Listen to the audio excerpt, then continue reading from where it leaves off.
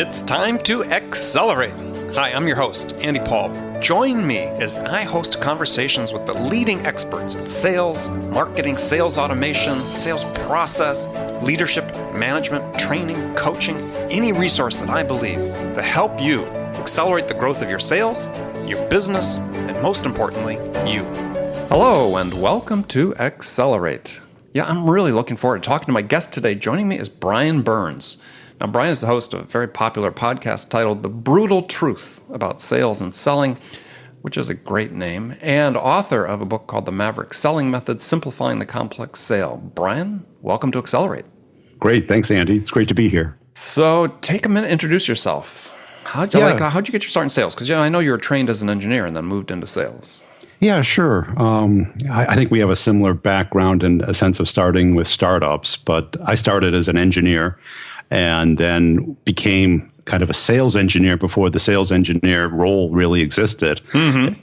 It was basically some sales rep would have a sales call and they say, hey, who's free? That's right. Or who's willing? Who's willing? Who knows more than me, which is basically anybody.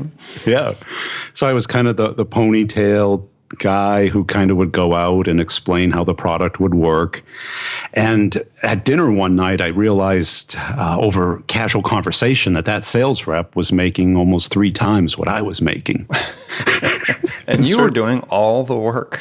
Well, she did a very good job of introducing me. And then standing back, we'd go like an hour and a half on the product. And then she would follow up with a proposal.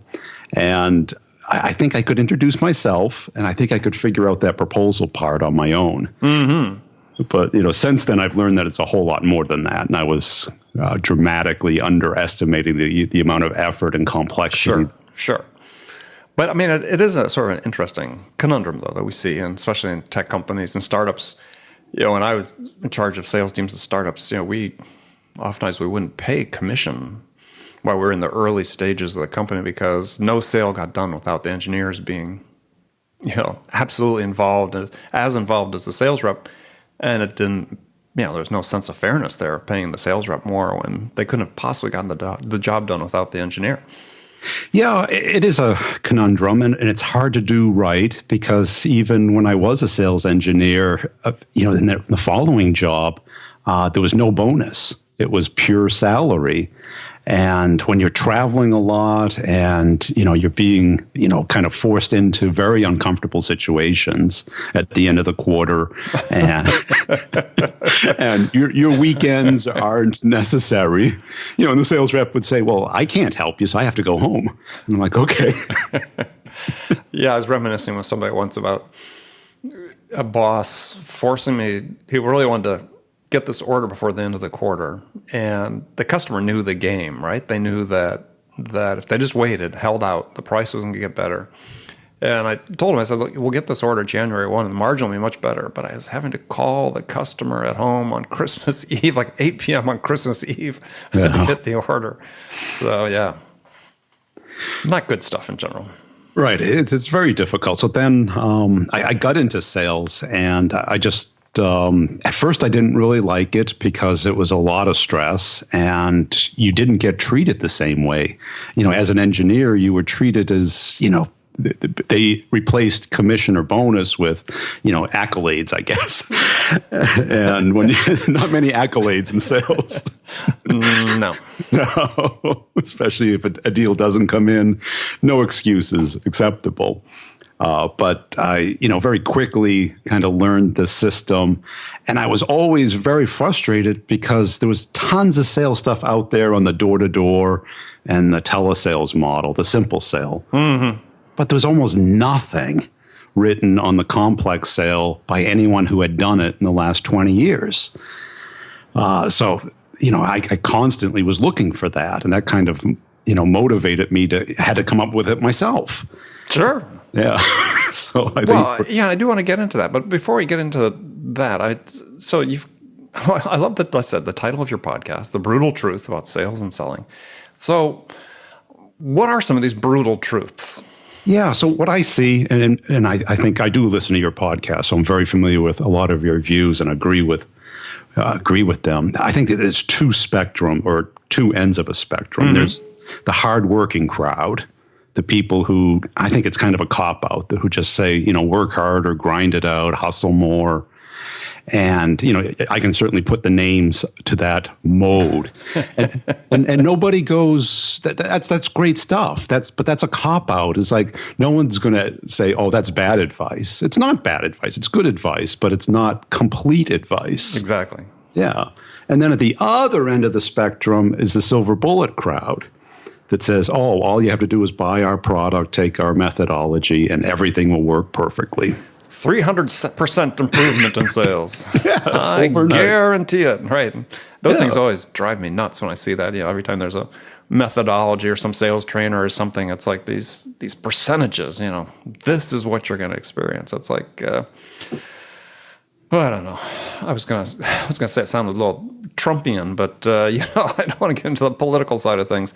But it's just, how do people still buy into that these days? Because they are looking for that silver bullet, right? They want it. And it comes down to managers don't want to understand how the sausage is made. They just want a nice, juicy sausage on their plate. And they treat salespeople kind of like the garbage collector, where they get paid more than the fireman, but the job isn't as clean. It's a great analogy. You have to go around, depending on the weather, pick up all this stuff, deal with the smell, and keep a smile, and make sure you put the cans back in the right place. And unless you're in New York City. So managers buy into it really easily, and I think that's a lot of the success that you see happening with these advisory companies and consulting companies putting out books with numbers attached to it and referencing this research that is unpublished, unscientific, which is also known as marketing. Yeah. And you call them out and you invite them on your podcast and you want to debate them, and they never want to talk about it because they've never sold. Right. And you're like, would you get onto a plane with a pilot who's done a lot of research on flight? But never flown, right? Never flown. Or a heart surgeon who's, observed several operations, but never really took a scalpel in his own hand. Those types of things. And that's kind of where the brutal truth kind of comes from, where I think reps today really want to hear, what are they doing wrong? What does work? What's the real meat behind it? And, hear from somebody who's done it, who's kind of, has got the bruises and the war wounds. Well, one of the things that you talk about in your book and on the podcast and so on is that you refer to as sort of natural selling, but isn't there this trend, though, when we talk about the silver bullet, but there's also this trend to think that somehow automation becomes like the new silver bullet, and that we're going to be able to dispense with this sort of messy person-to-person selling at some point. And I don't see that ever really occurring. It's gone wrong. It's gone awry. And I think the perfect example of it is the marketing automation space, which has turned into the spam automation space. And what happens is you go to a website because you read a piece of content that's interesting and maybe valuable, but to get the real meat of it, you have to forfeit your email address. Mm-hmm.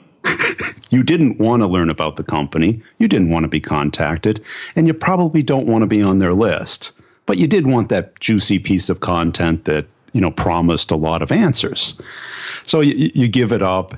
And all of a sudden, now you've got to either unsubscribe or delete or overlook, the bombardment of the, 2 or 3 times a week of their message. And reps are very good at hitting the send button. We can all hit the send button.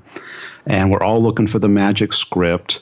And we're forgetting that there's a human being on the other end of that email address. And I think automation's great. I love tools. I have yeah. I use them. I use a ton of them, and I play with them, and I love building lists and coming up with ideas and stuff, but none of it works unless you're really connecting with another person and bringing something to them, giving before you're trying to get. Yeah, and you see that then with companies that suddenly now a lead becomes just somebody who's downloaded a white paper. Yeah.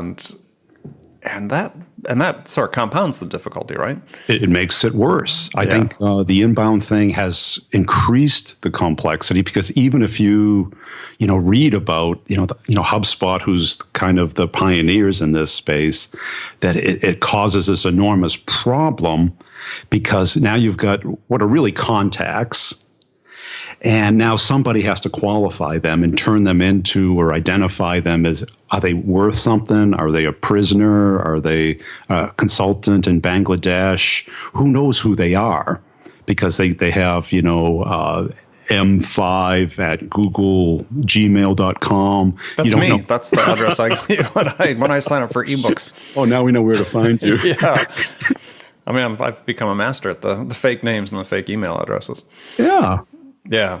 Well, or not the fake email addresses, but the ones that have no bearing of resemblance to my name or anything. So it seems like there is this danger of sort of burning out prospect pools. I think it's going to happen. I think because we're really at a tipping point right now where email addresses are becoming visible. There's enough tools and technologies out there to get, because that's kind of one of the last bastions of privacy. On LinkedIn, we kind of know how to do it and either block the person or unconnect from the person. Twitter, we just ignore because the stream is too fast. We can't possibly keep up with it. Well, just like our inbox. Our inbox is turning into that. Twitter, right? Exactly. Yeah. And what's happening is that reps are now, with these spam machine guns and the cadence machine guns, they're missing the point. The point is to come up with a way to scale your activity, not to annoy people or just, try and do a lot of things that aren't going to add value. But and that's sort of a segue question. It's really managers that are missing the point, not necessarily reps. I mean, reps are sort of injected into this process, but I think what's hard in some of these environments is to do sort of what you talk about in your book, is become this maverick, become the rep who sort of defies convention and says there's a better way to do things and maybe pioneers that. Yeah. It seems like that's getting harder and harder for them to do, especially given sort of the focus on these activity metrics that really don't relate to quality. It is. And in a lot of ways, I think we're going backwards in sales. I think the division of labor is good, but the KPIs are gone mad. The CRMs and the dashboards should be informational, because once you tell somebody that you're going to start measuring something, they're going to do it because they know that you want to see it. Mm-hmm. But they may fake it. And I'm talking now 20 years ago, I worked for a company where I was the first outside guy they hired. And I get to know all the inside guys, and I worked on the enterprise deals. They worked on the smaller deals, and they all had KPIs, and they all would call the movie theater 20 times a day to get their numbers up. The call times. Those are the days. Right. And it's like the manager would smile and nod, and they'd all roll their eyes. And it's like, you're not accomplishing anything there. What you want to do is find that maverick who finds a new way of doing it. Somebody who finds a way on Twitter or LinkedIn or through their network or through some tool to be able to find, connect, and engage with people in an authentic way. Well, I think it's really the path to success, right? I mean, I think you're talking about being authentic. I mean, I think that for a rep, and I look at my own experiences, and I've talked about this in blogs and so on, as I certainly didn't fit the mold of, at the time, of a typical salesperson, is I had to find out a way to do it that fit with me and the way I was and my strengths and my skills, and it didn't comply with the standard process that everybody else was using. It used to drive my bosses nuts. Yeah. Yeah, because, in my background, because usually I was one of the only salespeople who had a technical background, I wasn't the golf playing, martini drinking. No, me neither. All right. Yeah. And all of a sudden, people don't know how to relate to you. Why aren't you fitting in? And this is kind of how I empathize with women in sales, where they kind of don't fit into certain things, but yet in other ways, they're insanely effective. So Yes. So I had a way of connecting, through users groups of my product, because I could talk to the engineers and they'd be shocked that, a guy with a tie, could do anything other than give the pricing. Oh gosh. So, all right. So you have getting to the Maverick. I mean, you've got a list of 5 qualities, which I love the qualities because I feel like I could have written them myself. Is you talk about, a Maverick is somebody who's proactive, they're intelligent. We'll unpack these in a second. Motivated, competitive, and creative. And what I love about it is that nowhere in there was there hunter, closer, aggressive, extrovert. These labels that still, to an incredibly high degree, I see companies put into their job postings or job descriptions when they're looking for new sales candidates, sometimes even sales management. Yeah, because how many interviews did you come out of where the feedback was he wasn't salesy enough? Yeah, I'm sure several. Right? That's what I heard from headhunters. And the coaching I'd always get is, go have a couple of cups of coffee before you meet the guy. And people have this Because you have to get amped up, right? You got to get amped up, and they want somebody bouncing around that's going to grab you by the neck and not going to leave until you get the order. And some markets exist that way, selling cars maybe, or, selling door to door. That worked because the aggressiveness and the transactional nature of it worked.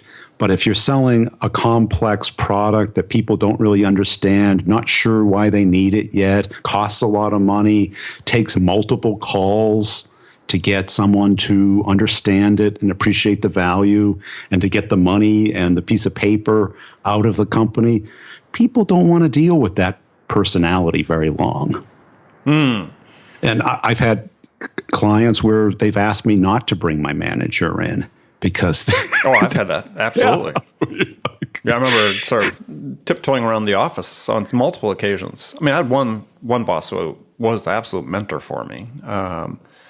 But when he sort of got it in his mind that the prospect wasn't serious, yeah, it was Katie bar the door. I mean, you couldn't bring him in front of the prospect. Because I had one time where going out to close a big deal, and he gets up and walks out in the middle of a meeting and accuses the prospect of not being serious, which was a great technique at the time. But this is like one of the biggest deals I've ever worked on. My jaw just dropped as I watched him walk out the door. Yeah. I mean, I worked for a guy out of Manhattan who was used to selling into the financial services group, but it was in the tornado. There was a tremendous amount of demand for the product. Mm-hmm.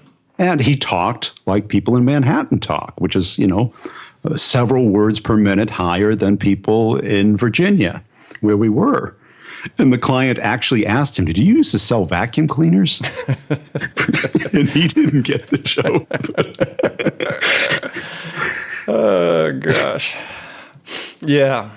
So getting back to your list of five qualities, we have time to go through those, is you talk about being proactive. And I know people are going to confuse that with being aggressive, but you're really talking about inspiring and leading prospects.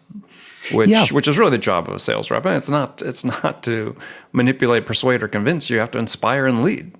You do. And you got to understand that you may know how to sell, but they do not know how to buy. I mean, that they may know how to determine what they like, but if you work in a medium to a large company, you may have not have marshaled a purchase request from initiation to closure before.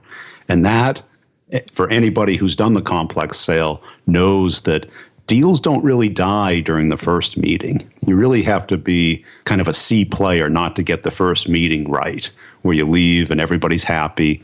They die shortly after that, when somebody realizes all the work and administration and pieces that have to be put in place to get that order through an email to you or fax to you back in the day. Yeah. Well, I mean, even as you talk about, just it's daunting when you're the buyer and you said they don't have a lot of experience with this, and suddenly they look at, okay, well, there's like 6 other people have to coordinate and have input on this, and that just sounds tiring.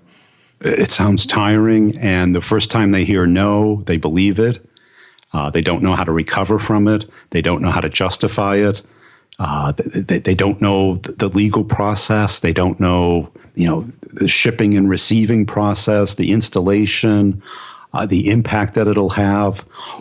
They think budget. They go, well, where is this elusive budget that someone's managing? It's like it doesn't exist, right? It's like whatever we can afford, whatever makes sense, is what the budget is. Yeah, because oftentimes in those scenarios, you're not. If you're fortunate, and I've been fortunate time in the past, is working some really big deals where I met my counterpart inside the buyer's organization, the maverick inside there, and they could be the inspiration, the leadership on their end to get things done. But absent that person, I mean, the qualities you talk about really become important, because not only do you have to inspire, you have to be open to learning, as you talk about being intelligent. You got to, because every deal is different. The complex sale, there are no really prescribed steps. Right. And often you're working for somebody who doesn't understand it as well, because often in these startups, they don't hire people who used to do startups. They hire people who come from the previous hot company, the Cisco, the Oracle, the Google, the hot company. And that person was very good at scaling the organization, but not very good at, initiating brand new, net new deals, which is very different. Oh, yeah, extremely. A completely different skill. Yes. And actually, I think a lot of times companies make a mistake because they bring this person on too soon to scale, because they really haven't gone through the learning curve to know what the ultimate target is. Yeah. I mean, they believe their own slide deck that they sold the investors on, that it's, straight up and to the right. Yeah. Never seen that before. No? Yeah. I think everyone uses the same chart. It's amazing. Yeah, well, I mean, that's sort of interesting, because I think to your point, it really is a completely different skill set. Those first sales, especially if it's a large, complex sale, is how do you get those first customers, and how to really understand the lesson of what you learn from selling to them. Yeah, because a lot of people grew up in kind of what I call the beauty contest market, where the market's already established and there's 5 contenders, and they all come in for the talent episode, the bikini episode, ask the questions, how would you save the world? And you looked at it as a commodity. And that's a different sale, and that's complex in and of itself. But before that market is established, there's the what is it and why do I need it market. That, and with the companies like 0 to 10 million, and there might be 3 or 4 people at different stages that have some kind of product out there, and you're one of the first salespeople hired, and they give you a laptop and they go, well, here's your quota, see you in 3 months. And you're out there trying to make stuff happen. That's a very different sale. Yeah. Well, I have one startup I worked for where I was brought in to build a commercial part of the business. They were sort of a small defense contractor, and they wanted to do some commercial business. And the charter was, we didn't have a product. It was basically, we can do whatever you want. Yeah. Just as long as the customer pays for it. Yeah. And they're talking about paying for the development of it, not just the paying for the product. Yeah. The customer had to pay for the engineering costs as well. So that was a fairly blank slate. Yeah, and that's creativity. That's the creativity. So, and that's not somebody that's scaling. I mean, I have to admit, I'm not the scaling guy. I'm the front end. Somebody had a great somebody I spoke to recently, a great description that called that Renaissance salespeople, the Renaissance rep. The people that come in and sort of can synthesize on multiple fronts, as you talk about. Proactive, intelligent, motivated, competitive, creative. Synthesize those qualities together because you're selling a vision of something that's not cast in concrete. And that's it. And I think most reps today, even though they might be more mature markets, they're probably not given a cherry territory. They're probably given a brand new slice of a territory that no one cared about, that doesn't really fit the exact demographics that really work for them, and they're not given all the resources that they need. So all of us have to kind of be creative in that space. Yeah.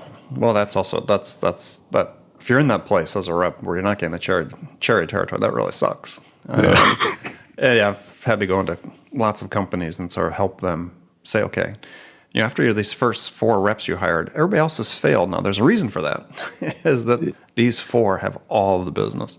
Yes. Yeah, and you have to start reallocating that.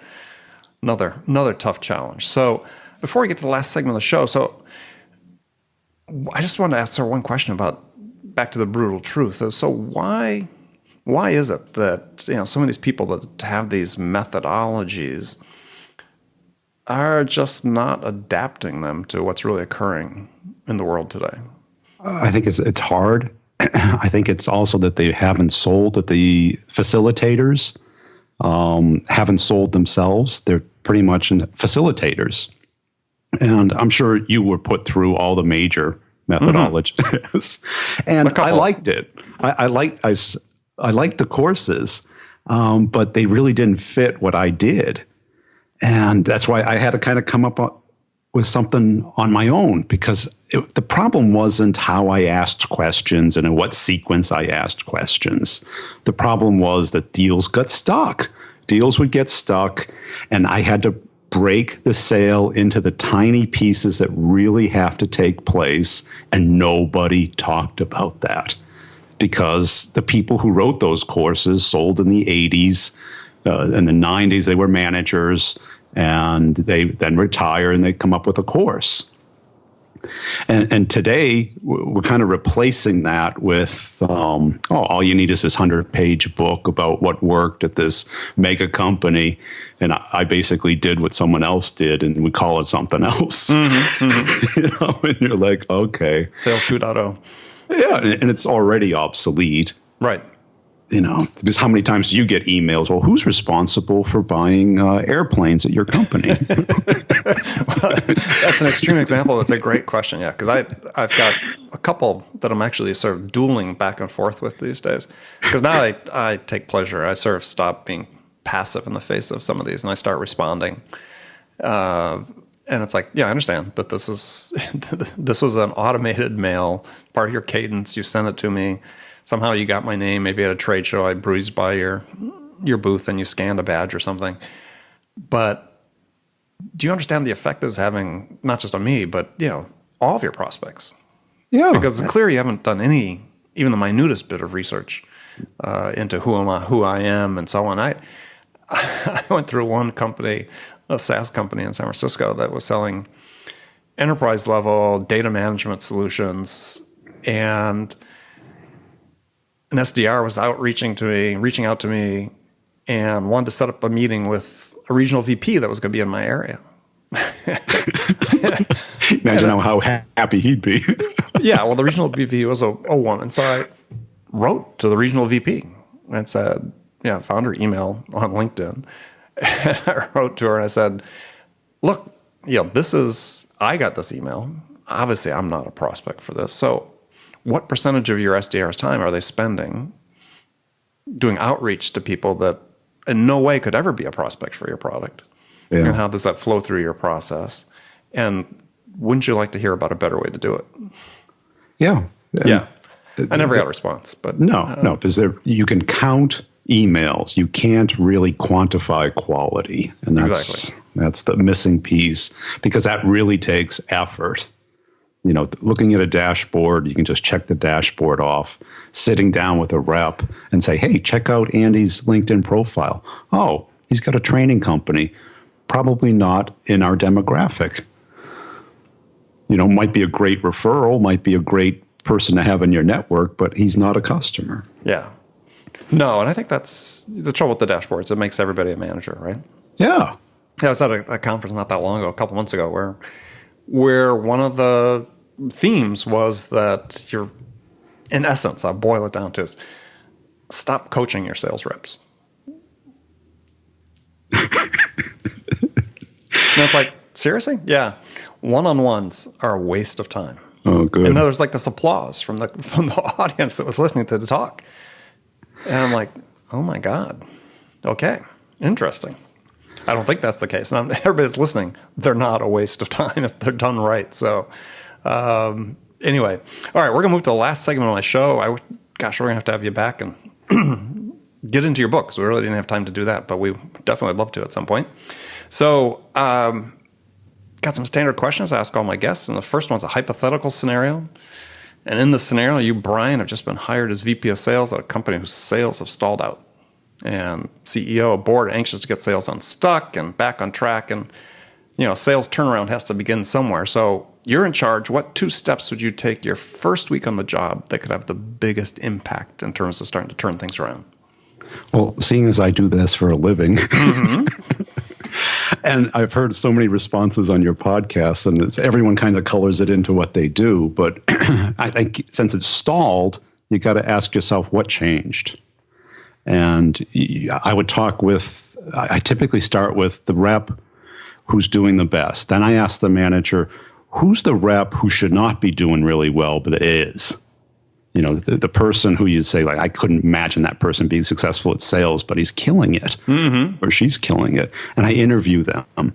And then I go down to the C players, the people who are disgruntled, and I'll ask, where do deals get stuck? What happens? Are you not getting enough leads? Are you running into competition? And you really got to dissect that. And what's scary is that more often than not, it's not really a sales problem. Something changed. Either a new competitor came out, someone lowered their price, support sucks, the product isn't keeping up, somebody left marketing, and all of a sudden the leads stopped. Something changed, and trying to unravel that. Unfortunately, most of the time, it's not within the sales group. Sales can always get better. I mean, there's no max that we run into. But if services change with one client, it happened. I found out that they bring in the deal, but then the deal would get hosed in support. No one would get called back. The customer would get upset, and the salespeople would get disgruntled because they're like, I kill myself for 3 months to get this started, and then it drops. So I think that the diagnosing of the illness before you start medicating, I think, is really important. Interesting. Yeah, because it's as I've talked about before, is we all have these biases, right? These filters. Yeah. When I look at the product.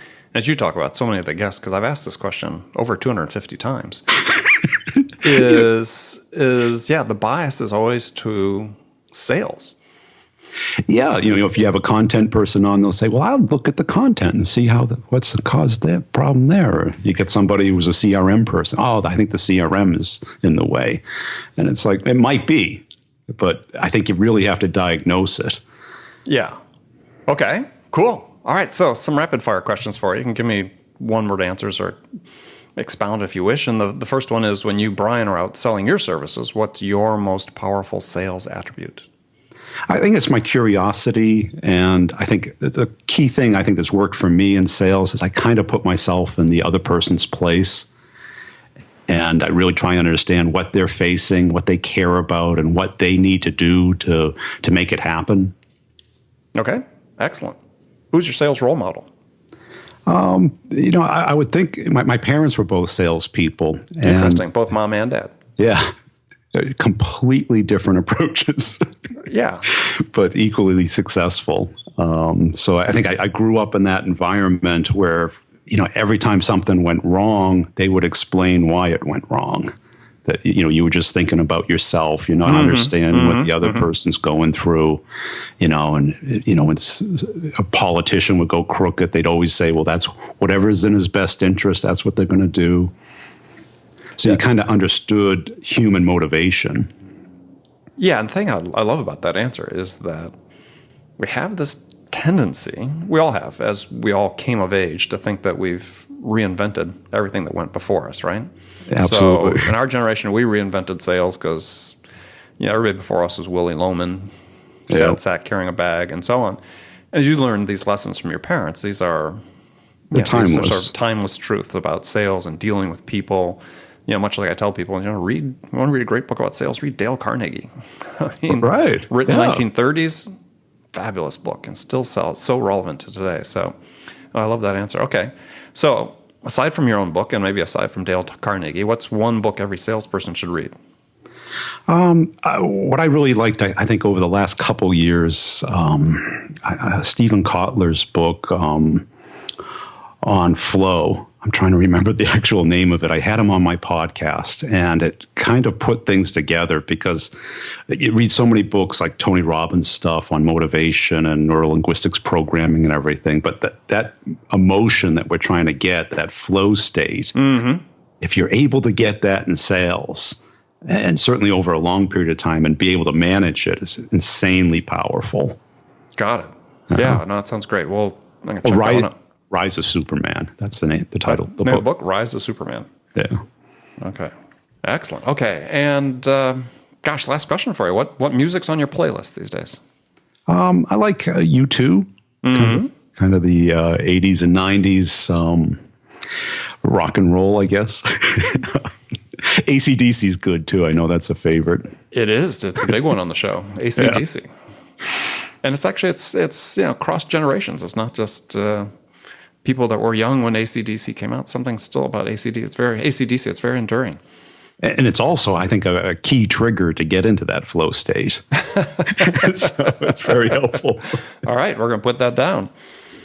I mean, that's originally when I first started the podcast. I asked the question, what sort of got you in the sales frame of mind? But a lot of people, it's like, oh no, I can't listen to music to get. And I was like, gosh, I used to get in the car and I'd find it, put in a CD or whatever it was, and just crank it up to some head pounding, head banging rock to prepare for calls. Yeah. Yeah. I mean, you got to be motivated. You have to. Let's face it, you're driving around, and especially, even today when people are sitting at their desk, a lot of inside people, you get a few hang-ups, you get a few unsubscribes. You need something to get you going again. Yeah. Yeah. I mean, go to a room or walk out to your car and spend a couple minutes and just, get amped up. Nothing wrong with that at all. So, well, Brian, it's been a pleasure talking to you. And tell people how they can find out more about you. Yeah, so I'm all over social. It's Brian Burns on LinkedIn, as well as on Twitter. And it's Maverick Method is the website, and Maverick Method on YouTube as well. All right. Excellent. Well, good. Well, thanks again. And remember, friends, make it a part of your day every day to deliberately learn something new to help you accelerate your success. And an easy way to do that is to make this podcast accelerate a part of your daily routine, whether you listen on your commute, in the gym, or make it part of your morning sales meeting. That way you won't miss any of my conversations with top business experts like my guest today, Brian Burns, who shared his expertise about how to accelerate the growth of your business. So thanks for joining me. Until next time, this is Andy Paul. Good selling, everyone. Thanks for listening to the show. If you like what you heard and want to make sure you don't miss any upcoming episodes, please subscribe to this podcast on iTunes or Stitcher.com. For more information about today's guest, visit my website at andypaul.com.